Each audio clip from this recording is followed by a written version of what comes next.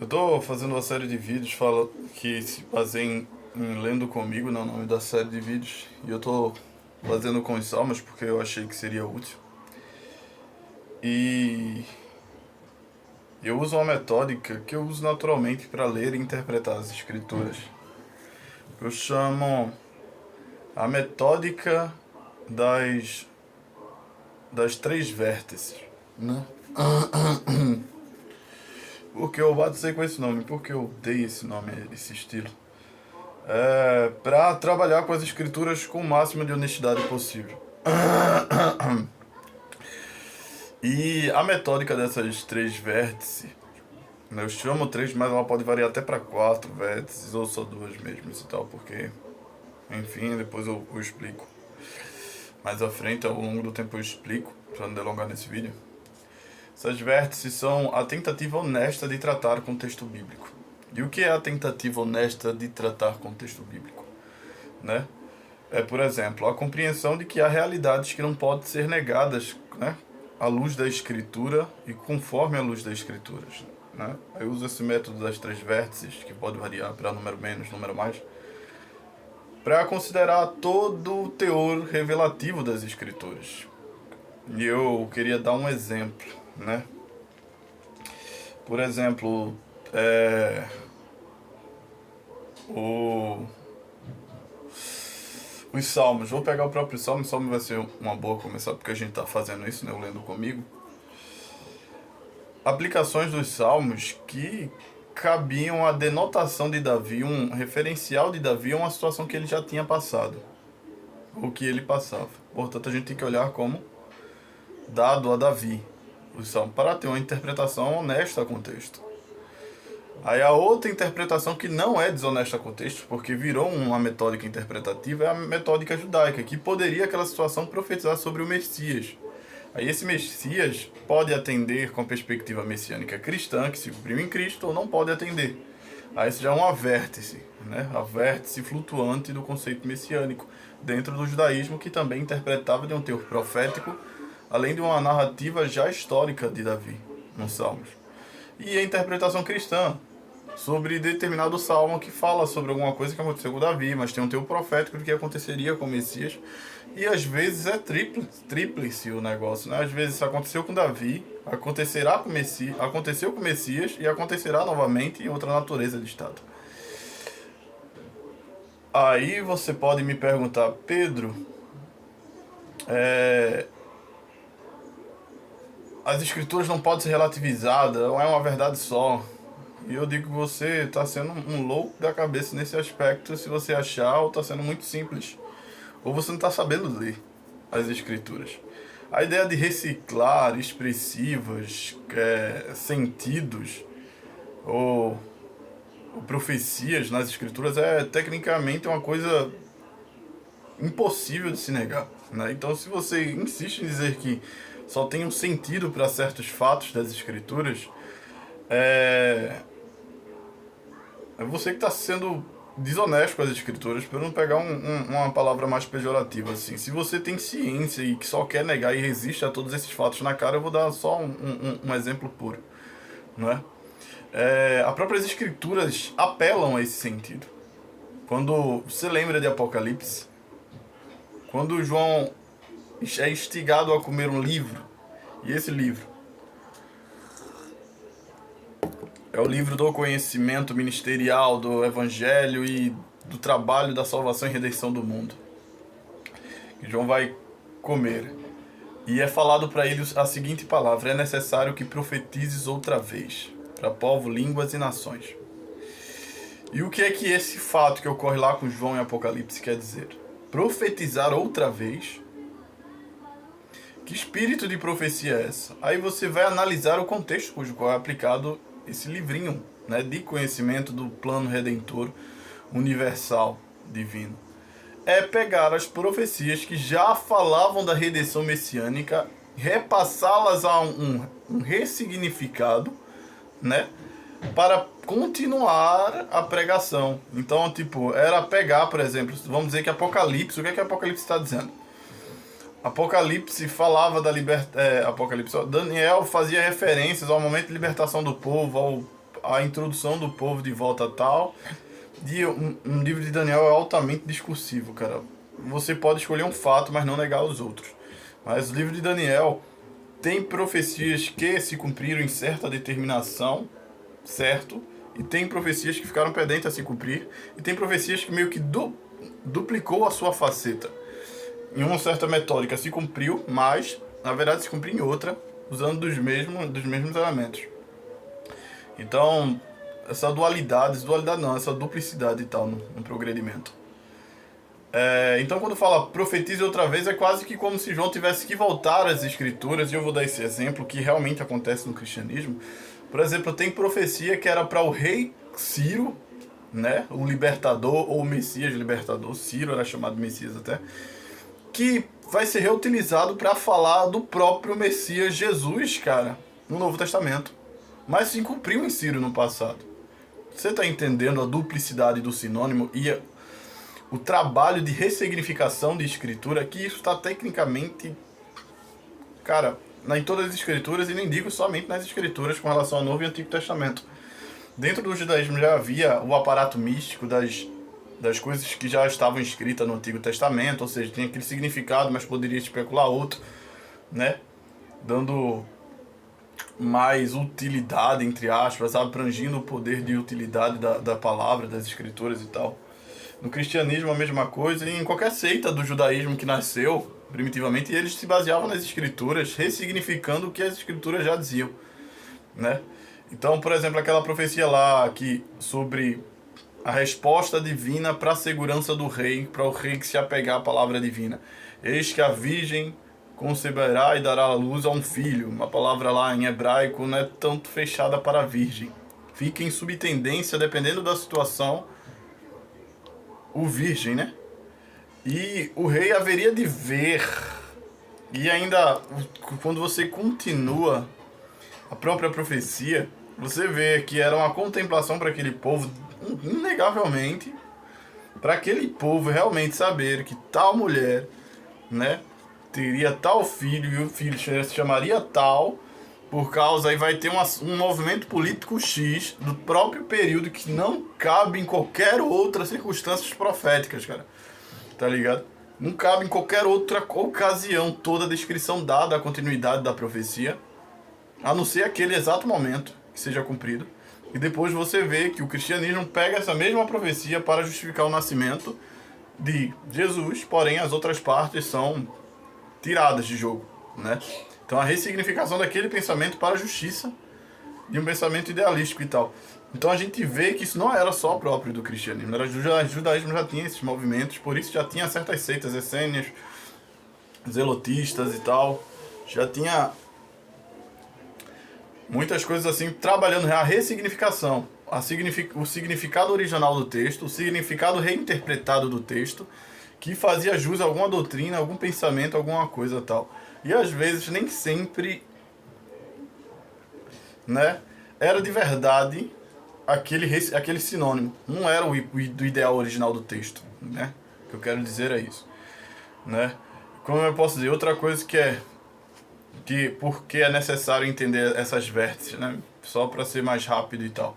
Então a gente tem essa dualidade com relação ao pegar parte da propriedade, assim, os salmos. Tem salmos que você pega a parte messiânica e para ali e continua, você vê que não tem como cumprir o resto dos salmos, que foi citado como profecia ao Messias e reutilizado no cristianismo, para justificar algum feito ou ação ou personalidade messiânica do Cristo Jesus.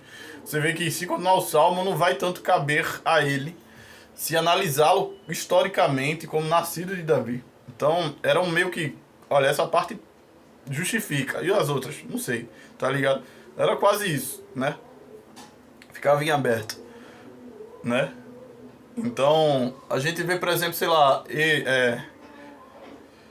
situação lá de Gênesis. Colocarei em rivalidade entre ti e a mulher, entre você e a sua descendência, a descendência da mulher. Então, o povo do Oriente tem uma interpretativa diferente. Quando a gente vê que a semente da mulher é contra a serpente, né, e a serpente é contra a semente da mulher, ou semente da serpente contra a semente da mulher, a gente vê isso, a gente vê que a semente da mulher a gente pega aquela perspectiva mais cristã, que é o próprio Cristo em profecia. Mas é que tá, o cristianismo, quando dava esse ressignificado, ele matava o primeiro significado? A resposta é não. Hoje em dia, a gente mais tolinho, né? E com o sacro mais desviado da cabeça, mais lelé, a gente mata o primeiro significado porque virou-se unicista o termo. Mata. Alguns de nós sim. Cristãos sim. Não, porque isso aqui só fala sobre Messias e ponto. Ou então a gente simplesmente esquece a primeira etapa da interpretação. Mas o que eu quero dizer, algumas pessoas incorporam aquilo ali como aquele momento futuro, né, um prenúncio do momento futuro em que Maria teria Jesus e que Jesus venceria a morte, né? Ou o pecado, na verdade é o pecado propriamente dito. Como se a serpente fosse a luz do pecado. Mas na verdade no Oriente Antigo e a primeira leitura, né, que faz assim, eu até vou continuar, né? E a semente da mulher pisará a tua cabeça, pisará a cabeça da serpente, e você ferirá o calcanhar. Então um golpeará o outro, um atingirá o outro, né? De forma direta assim. E o que eu quero dizer é que esse é o momento de Cristo na cruz, é Cristo ferindo a mortalidade com a vida e tal, etc. E a resposta é isso, de fato. A fé primitiva dizia isso. Mas é que tá, a fé mais primitiva, o ideal do povo hebreu, a perspectiva de criação do povo hebreu dizia isso antes da revelação messiânica de Cristo, que a revelação de Cristo messiânica tinha que trazer novidade de ensinamento que revelasse o próprio Cristo. Ou seja, o povo hebreu não tinha condição de ter a perspectiva messiânica antes da revelação messiânica. Eu estou falando de uma forma cosmovisional do que é o tempo diante do próprio tempo aqui na Terra. Eu não estou falando dos tempos eternos celestiais, em que a verdade já sempre foi tudo a mesma coisa, né? Estou falando aqui ao nosso ver, na forma natural em que Deus progrediu com a humanidade e com a Terra, do jeito que é. Não. Então já tinha assim, uma interpretativa para esse evento da semente da mulher contra a serpente. E a justiça era, propriamente, não estava falando de Messias ali. Estava falando sobre, de uma forma muito mística e simbológica, de certo modo, não que não seja literal, mas Deus une a poesia e a literalidade com muita facilidade. Estava falando sobre a mortalidade humana, né? E quando a gente vê Yahev em hebraico, calcanhar, e a gente vê a palavra, meu Deus, para a cabeça, deixa eu me lembrar qual é a palavra para a cabeça. Não sei se é Erosh mesmo, Erosh, acho que é Erosh. Rosh. Em hebraico, para a cabeça, você entende e você vê a ideia de cabeça, de novo se repetindo nas escrituras, não somente para falar de cabeça de corpo, mas de algo, do começo de algo, ou cabeça de uma fila, cabeça de uma casa, ou cauda, né, ou ponta, que no sentido de Yahev, era visto como a ponta do ser humano, de alguma forma o calcanhar, porque é a extremidade que tocava o chão, etc. e pá. E quando o homem nasce, costuma assim, havia a cabeça e o último o calcanhar, os pés, né? A ponta e tal. Então, é o fim do homem, é o calcanhar na perspectiva primitiva, né? Do povo oriental. E o começo, né, das coisas era a cabeça. Então, o que o simbolismo queria dizer? Quando você vê literalmente a expressiva no hebraico, compreendendo bem o hebraico com a pureza da primeira genuinidade semítica da interpretação do texto. É que está dizendo que o homem já, né, a mulher feriria na sua semente a serpente na cabeça, no seu começo, porque a mortalidade, claro, primeiro, algo para morrer, para chegar ao seu fim, precisa do seu início. E o início é a habilidade de dar a luz da mulher. Então, como a mulher fere a morte, centelhando a vida humana. E é esse o paralelo do Éden, né? É dizer que, por ter adotado a mortalidade em contraponto para a permanência da espécie humana, Deus deu a capacidade da mulher gestar a vida. Então, aquilo que rebate a rivalidade entre a serpente e a mulher é uma questão de a mortalidade, a mortandade, na verdade, da serpente, que tenta atingir o homem, né, e destruir, tornar a espécie humana obsoleta, será rivalizada, né, rivalizará a mulher que terá a habilidade de colocar a espécie humana no planeta, né, no mundo. Então, era essa perspectiva do Oriente Médio da interpretação.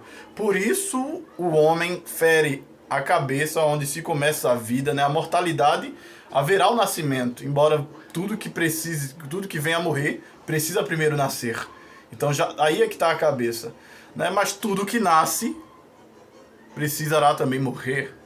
Então esse negócio de dizer, a mulher ferirá você, serpente, no início, e você você ferirá a semente da mulher no final, e ela te ferirá no início. Porque a mulher virará a dar à luz, né? E a serpente tirará da luz, né? A luz, né, impedirá o bom a conclusão, né? A habilidade da mulher dar à luz à espécie humana impedirá que a raça humana venha a sucumbir em morte e total destruição por completa por essa habilidade agora de gestar e dar à luz. Enquanto que a serpente continuará, né, só atingindo seu final. O que ali, nesse texto, o que queria se dizer do início? Eu tô dando só exemplo, eu tô estendendo bem muito, velho. Mas para vocês verem que a gente tá meio tolinho no aspecto da escritura. A gente pode estar com as visões místicas de profecia, mas a gente não tá com a razão da sabedoria das escrituras com que ela prega essencialmente. Então, tem níveis e camadas que a gente deve sempre considerar. Ai, mas se falar isso, vou ter que tirar o Messias de jogo. Não vai ter que tirar o Messias de jogo. Você vai entender ainda mais qual é a mortalidade que o Messias veio vencer. Tá entendendo? Então era isso que queria dizer. Tudo que é vivo morre, precisa morrer, mas tudo que irá morrer precisa nascer, né? Então essa é a contenda e a rivalidade entre a semente da mulher e a serpente, entre o começo e o começo ferir o início de um e o final ferir o fim de outro, né? Então a gente já nasce morrendo, a gente já nasce envelhecendo, né? A finalidade do homem vivo é morrer. Envelhecer é morrer. Os dias se passar é morrer. Eu tô fazendo aniversário hoje e tal. Então a gente deveria ter esse pensamento. Não é mais um ano de vida, que nem já diz eu já ouvi um sacerdote dizer. Não é mais um homem. Não é mais um ano de vida quando você faz aniversário. É um ano alcançado. Não é mais. É menos um, se for pela lógica. Um ano que você alcançou, que fechou, selou. Não é garantia de que você vai ter mais, é garantia de que você fechou um. Tá entendendo? Então a gente tá morrendo o tempo todo. A gente já nasce com finalidade a morte. E a ideia de finalidade é bom, porque se diz aquilo que está no final. A nossa vida, o nosso início, já tem por finalidade a morte e a transição. Para você ter ideia, o jogo simbológico não só para por aí para se indicar finalidade, né? Continua lá no início a mística, né? A serpente comerá o pó da terra, tu se arrastejarás, e tu comerás o pó da terra. Então esse se arrastejar e comer o pó da terra não é porque a semente vai comer terra realmente em sua barriga. É porque ela andará de forma... Como é que eu posso dizer? Eu poderia até falar do simbolismo da serpente, mas vai ficar muito grande isso aqui. Mas eu poderia dizer que a ideia da serpente se arrastejar é, claro, a forma sorrateira dela sempre se existir, né? Assim como você não se espera, tal. A morte também é uma coisa que a gente não se espera, pá. Mas de ela comer o pó da terra, né? Você tem que também lembrar qual é a maldição e como Deus fala da mortalidade de Adão. Tu és pó e ao pó tornarás. E a serpente, ela viverá por se arrastejar por entre o pó, comendo o pó da terra. É como se a serpente meio que naturalmente se alimentasse da mortalidade do homem. Eu estou falando daquela serpente do Éden no seu simbolismo de mortalidade.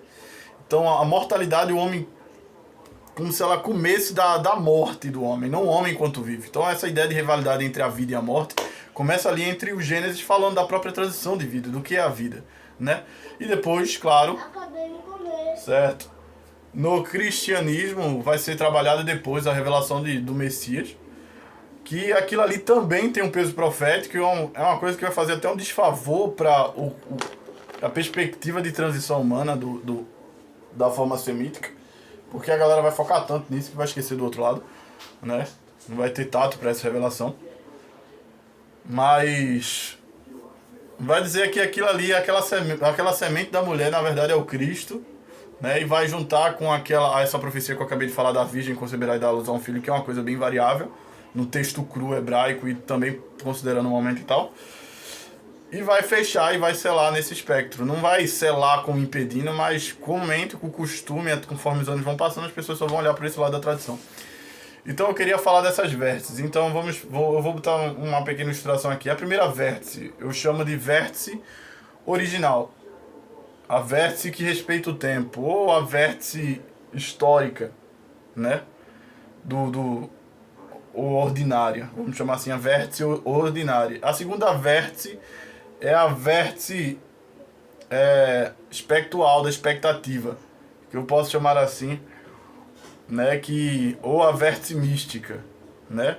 E a última vértice a última vértice é a vértice superior, a vértice espiritual e tal, nesse espectro. O que é que interliga com a primeira vértice e tal?